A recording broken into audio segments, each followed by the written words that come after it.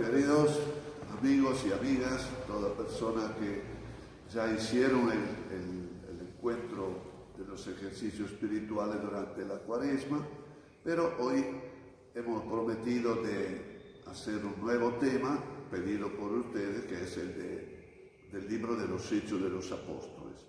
Hoy va a ser una charla, así, un tema de preparación, una visión, un poquito para no caer enseguida el libro de los Hechos de los Apóstoles, ¿no? Entonces, primero hacemos la señal de la cruz, en el nombre del Padre, del Hijo y del Espíritu Santo. Amén. Y saludamos a nuestra Virgencita, patrona de nuestra comunidad, la Virgen de Caacupé, que nos proteja también en este camino. Virgen de Caacupé, ruega por nosotros. Bueno, entonces estamos enfocando el tema general para llegar mañana al libro mismo de los Hechos. Aclaramos que en lugar de los libros de los Hechos de los Apóstoles, sería mejor llamarlo Hechos de las primeras comunidades, porque en definitiva Lucas quiere hablar de sus comunidades, las comunidades donde él vivía, donde él ejercía su ministerio, y estaba tan entusiasta que se puso a escribir lo que llamamos la obra lucana, que se refiere al Evangelio y al libro de los Hechos de los Apóstoles, que al principio formaba un único libro. Después, a lo largo de la historia, se separó. Y eso lo vamos a ver después leyendo, para que se den cuenta la cosa que digo, que tiene su fundamento. Entonces, primero vamos a partir del punto clave. ¿Quién era Lucas? Quién sabe, no sabemos muchas cosas, pero lo esencial. Primero, Lucas era un pagano convertido por los cristianos de su tiempo, de la ciudad de Éfeso, al cristianismo. Esto es importante. Él viene del mundo pagano. Cuando decimos mundo pagano, capaz que vuelvo a otro momento también, venimos de un mundo de desorden. Desorden en todo sentido, moral, filosófico, porque había todo tipo de pensamiento. Había también lo que llamamos nosotros hoy, así, una revancha entre el uno y el otro, porque uno era rico y otro era pobre, y ahí aparece el tema del conflicto que había en sus comunidades. Además de los sabios y de aquellos que no había estudiado, porque no olvidemos que estamos en un mundo de esclavitud. Los romanos mantenían este régimen porque les servía.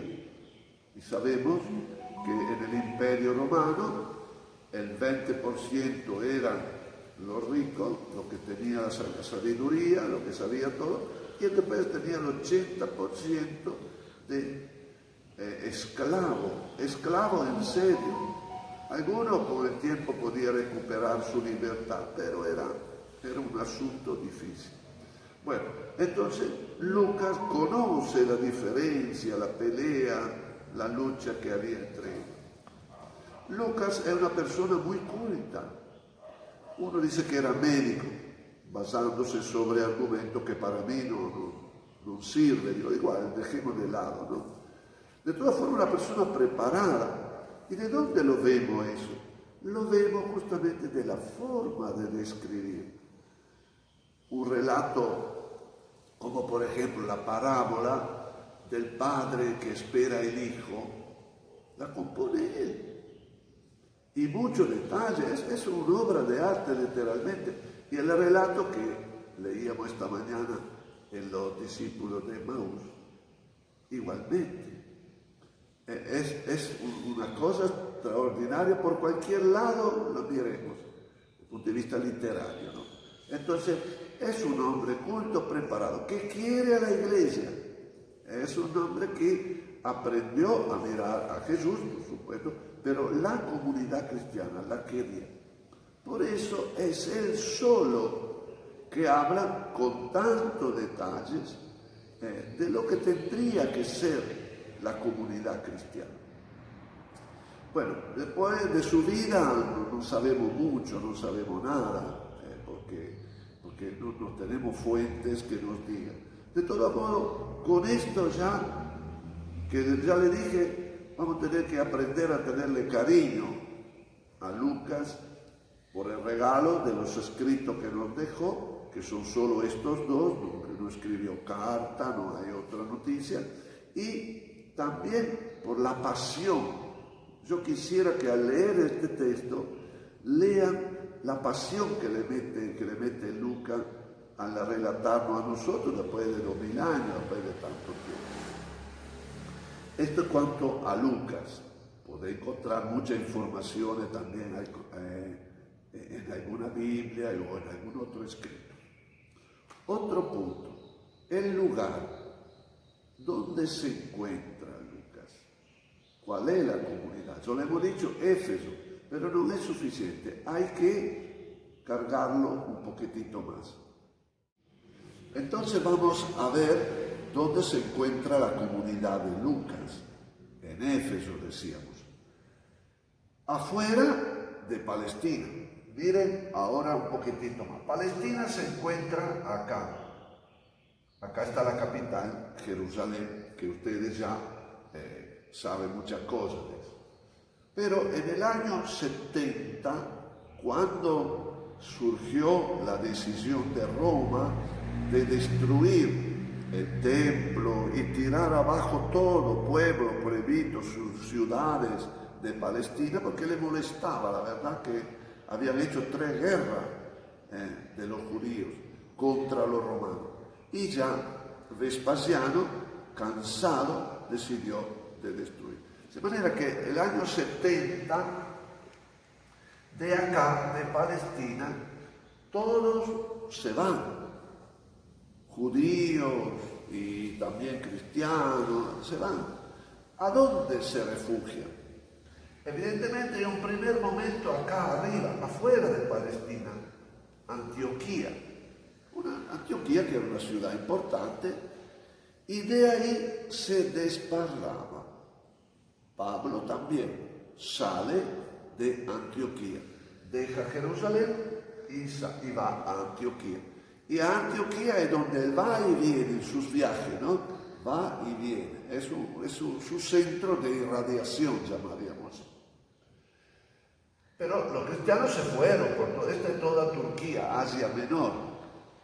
Éfeso es esta ciudad acá, un lugar muy importante desde el punto de vista cultural, desde el punto de vista comercial, porque de acá estamos muy cerca a Grecia.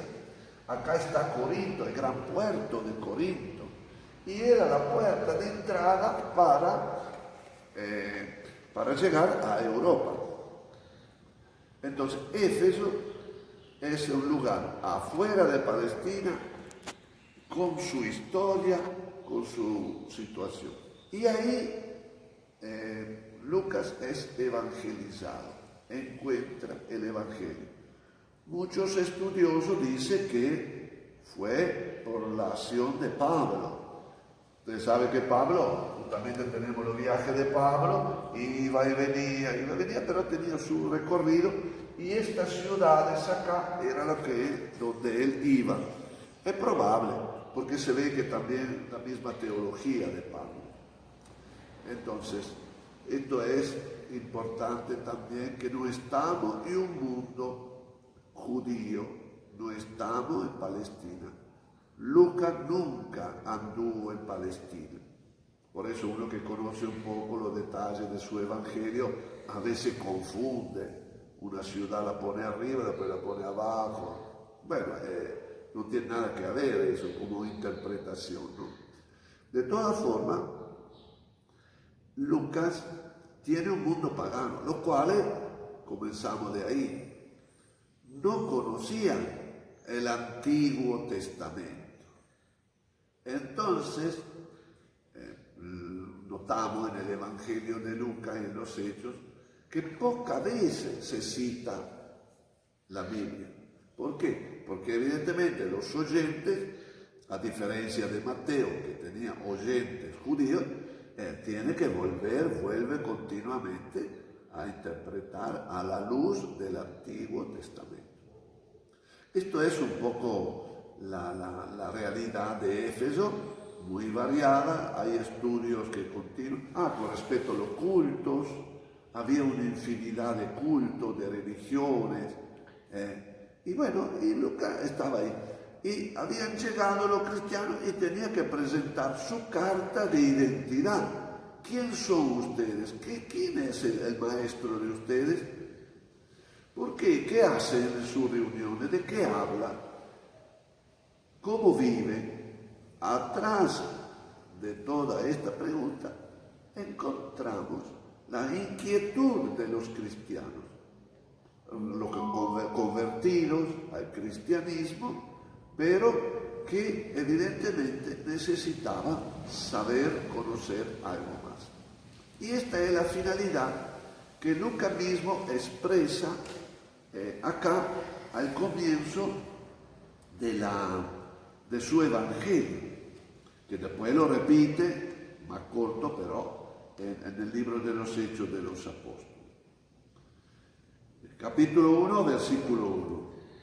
Ya que muchos emprendieron la tarea de relatar los sucesos que nos han acontecido, tal como nos lo transmitieron los primeros testigos presenciales y servidores de la palabra, también yo. Acá me quedo porque después sí. Entonces, Pablo conoce ya todos los escritos anteriores, porque ya muchos que fueron testigos de Jesús habían visto, y él indirectamente dice: yo no lo vi, pero fundado en lo que me contaron, yo también me animo a escribir un nuevo libro. Y dice a quién va dirigido. Dice acá: servidores de la palabra. También yo he pensado, ilustre Teófilo. Teófilo es el destinatario, pero no es una persona. La palabra Teófilo es una palabra compuesta y significa amado por Dios.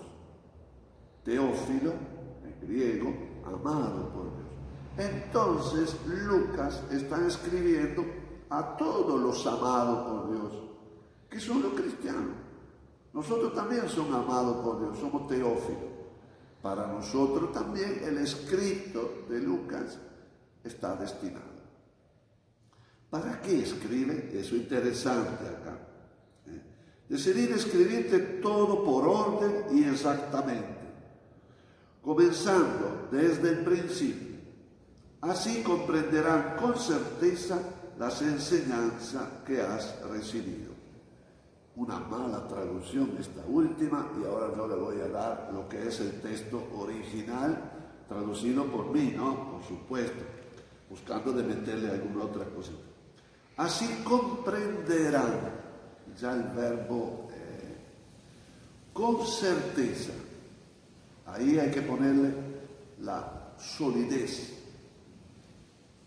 para que ustedes tengan en su vida solidez, firmeza, seguridad acerca de las enseñanzas. Enseñanza es a nivel intelectual, pero Lucas quiere llegar al corazón y por lo tanto usa otra palabra, usa la palabra el mensaje. El mensaje no es solo intelectual, es para llegar a proponer un estilo de vida que ustedes ya han recibido, porque ya habían sido bautizados, habían recibido la primera enseñanza, que seguramente la formaba o la fundaba en el Evangelio de Marco, seguramente el Evangelio de Marco. Y bueno, entonces, acá tenemos, repito la cosa, el destinatario, Teófilo, amado por Dios, somos todos los cristianos y nosotros también. Después de haber hecho una investigación, la investigación era la de escuchar anteriormente lo que fueron los oyentes, que él dice, ¿no? Los primeros testigos presenciales y servidores de la palabra, los misioneros que habían llegado acá, los nombra a Pablo, comenzando desde el principio, no es el principio del mundo, es el principio de la vida de Jesús en el Evangelio. De manera que podemos dar una idea y resumiendo también, dice, bueno, que Lucas escribe para dar solidez, fortaleza a las enseñanzas, a la formación, diríamos nosotros, cristiana, que ellos ya recibieron. Entonces no son principiantes que recién quieren conocer a Jesús, son cristianos que ya están empapados en algo, pero quiere fortalecerlo, darle más solidez. Esto es el término que usa. En el libro de los Hechos dice también, en mi primer libro, querido Teófilo, conté todo lo que Jesús hizo y enseñó desde el principio, hasta el día en que fue elevado al cielo, después de haber dado instrucciones por medio del Espíritu Santo a los apóstoles que había elegido. Bueno, no dice nada nuevo, pero se relaciona con el tema anterior, con el libro anterior. Bueno, ahora vamos a ver un poquitito más, así, cuál era la situación de las comunidades. Ya hemos dicho algo, pero nunca no está de más. Las comunidades cristianas estaban entrando en una crisis, estaban entrando en un momento difícil, debido también al pasar del tiempo, debido a que los primeros testigos no estaban. Pablo ya había muerto, Pablo lo había matado, Pedro también. Entonces es como cuando una congregación, mientras está el fundador, hay entusiasmo, hay vitalidad. Cuando muere el fundador, comienza a menguar el entusiasmo. Y bueno, y así pasa en las comunidades. No es que estaban muertas, pero le faltaba aquel empuje. Y si quiere, haciendo referencia a los discípulos de Maús, Lucas ahí como una pincelada de artista extraordinario dice que los discípulos iban tristes. Y era tanta la tristeza que no puede reconocer a Jesús, que no puede reconocerlo, están desorientados, están perdidos. Aunque Jesús le explicaba la Escritura, le explicaba todo, sin embargo, se sentía, dice el corazón, arder de alegría, pero no lo reconocieron. Así que esto manifiesta justamente una forma de vivir en comunidad que no es la de Jesús. Por eso, repito y vuelvo a acentuar, Lucas ve la flaqueza de la comunidad. Alguno habrá abandonado también. Y es probable, porque los escritos de Lucas son más o menos del año 90, y no olvidemos que en el año 98 el Imperio Romano declara a los cristianos como enemigos del imperio. Entonces, que son perseguidos, que son llevados presos. Es temprano todavía, pero es probable que Lucas, la comunidad de Lucas, ya veía que el imperio se estaba volviendo en contra. Hasta ahora no habían tenido problemas con él. Se reunía, se encontraba y tranquilamente hacía lo que tenía que hacer. Ahora está a la luz, lejos todavía, algo que iba a pasar. Y es probable que este fue también un motivo por el cual Lucas siente la necesidad de escribir otro evangelio, porque ya teníamos el evangelio de Marco, teníamos el evangelio de Mateo, el de Juan viene mucho más tarde, y él también siente la necesidad para su comunidad de escribir otro libro, pero no se queda a Jesús. lo alarga, lo ensancha un poquito más la visión y sale el libro de los hechos de las comunidades o de los apóstoles. Ahora vamos al contenido, para que tenga una visión general. ¿Cuáles son el esquema, diría, que tenía Lucas en su mente? ¿Qué quería transmitirnos? ¿A dónde quiere llevarlo? Yo pondría un título, ¿no? El discipulado. Ser discípulo, como Lucas lo presenta en el Evangelio y en los Hechos. Este sería el fondo, la idea de fondo. Transmitir a los discípulos solidez, ya lo hemos dicho. ¿Y cómo lo hace? Y esto es interesante. Mire que esto que yo voy a decirlo no es harina de mi saco, ¿no? Es consultando una vez, ¿de acuerdo? Y lo repito porque tengo que recordarlo, el cardenal Martini, en un encuentro que hacíamos así mucho cura. Yo le dije, mira, monseñor, digo, ¿puede darme una idea? ¿Cuál es la unidad del Evangelio y del libro de los Hechos? Porque yo no la encuentro. Vení, hijo, dice. Acá hay 2 temas en la primera parte del Evangelio y 2 temas en la segunda. Primera parte, es lo que él me explicaba y yo ahora lo voy a explicar. En la primera parte del capítulo 4 al 9, es Jesús que forma los discípulos humanamente maduros. Hay características humanas, me dice, que debe tener el cristiano, debe tener aquel que quiere ser cristiano. Segunda parte es podemos decir, la formación del cristiano maduro. O sea, primero era formación humana, en esta segunda parte es el cristiano maduro. Un cristiano que sabe hacer libremente opciones de vida. Por eso es el evangelio más exigente. La segunda parte de Lucas es el evangelio más exigente. No tengo mucho tiempo para explicarle, pero sería fácil. Y esto lo encuentran del capítulo 9 al capítulo 18 de Lucas. Madurez humana, madurez cristiana. Y después, en el libro de los Hechos de los Apóstoles, formación a la vida comunitaria. Otro aspecto que no estaba en el Evangelio. Está sugerido, pero no tan bien como nos hace el libro de los Hechos de los Apóstoles, que es ahí donde comenzaremos a hablar. Del capítulo 1 al 15, aproximadamente, porque ahí ya comenzaron los viajes.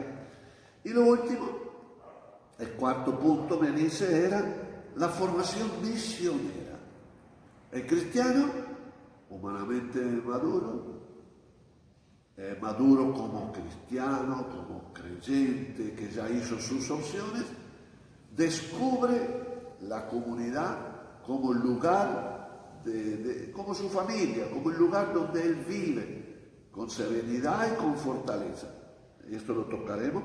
Y el cuarto ya sería el cristiano, maduro humanamente, cristianamente, que vive la vida de comunidad, que se entrega al anuncio del Evangelio, a la misión, en el mundo en que vivía o lejos como Pablo.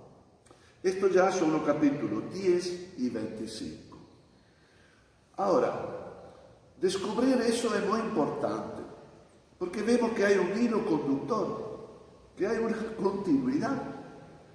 No es que hable de un tema y pase al otro, no, es Lucas que dice, bueno, para ser discípulo, ser discípulo de Jesús, hoy en día hay que hacer este camino. Formación humana, repito, formación cristiana maduro, en comunidad, que hay que descubrir la comunidad y vivir en ella, y después la misión. Bueno, esto es lo que yo me propongo de hablar en la segunda parte, de la parte de la vida comunitaria y de lo cristiano misionero. Como ven, es un camino largo, es un camino lindo, que yo los invitaría a leer. Y ya hoy le voy a dar una lectura muy interesante. Lean Lucas, el Evangelio. Cuando decimos Lucas, el Evangelio, capítulo 15. Ahí encontrarán una pinturita extraordinaria de Lucas. Es la parábola que conocemos como el hijo pródigo. Pero de pródigo no tiene nada, entusiasta de volver a casa, no, hasta que no se encontró sin nada, no tenía este hombre. Pero la figura del Padre, cómo la pinta, cómo la presenta Lucas. Y el otro texto, capítulo 15 de Lucas entonces, y el capítulo que le decía, bueno, el discípulo de Emaús, también vaya leyendo, que es el último capítulo de Lucas, que seguramente lo van a apreciar. Metiendo ustedes dentro ahí. Somos nosotros estos dos discípulos que no son capaces de reconocer a Jesús. Por algo le impedía. Bueno, muchachos, hay que ver qué es lo que me impide a mí ser verdadero discípulo de Jesús. Queridos hermanos, mañana nos vamos a encontrar de nuevo y vamos a comenzar con el libro de los Hechos de los Apóstoles. Un abrazo y hasta mañana, si Dios quiere.